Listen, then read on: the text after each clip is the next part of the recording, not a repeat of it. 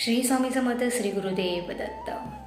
खूप वेळा असं होतं की आपलं होणारं काम कोणत्या ना कोणत्या कारणामुळे येऊन ते अडकतं, थांबतं.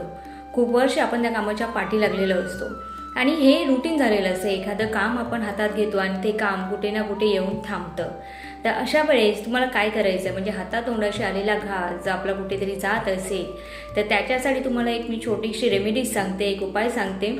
करून बघा. खूप सारे लोक करतही असतील आणि त्याचा बेनिफिटही त्यांना भेटत असेल तर मला कमेंटमध्ये लिहायला विसरू नका. आणि आपल्या चॅनलला जर सबस्क्राईब केलं नसेल तर आत्ता सबस्क्राईब करा. तर ती रेमेडीज काय आहे, एक छोटंसं पात्र घ्यायचं आहे तुम्हाला. लोखंडाचं असेल, दिवा असेल कदाचित, किंवा दिवा घ्या, मातीचा दिवा घ्या. आत्ता दिवाळी जवळ येते.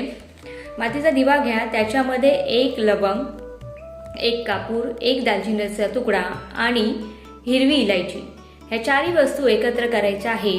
आणि तो कापूर तुम्हाला घराच्या वॉशरूममध्ये शुक्रवारच्या संध्याकाळी प्रज्वलित करायचा आहे. हा उपयोग म्हणजे हा जो उपाय आहे तो तुम्हाला फ्रायडेलाच म्हणजे शुक्रवारीच करायचा आहे, तो पण इव्हनिंगला. म्हणजे संध्याकाळी जेव्हा आपण घराच्या देवाला देवाबत्ती करणार त्यावेळेस तुम्ही हे जाळून घराच्या वॉशरूममध्ये ठेवा.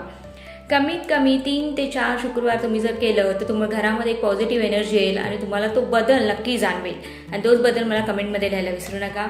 श्री स्वामी समर्थ.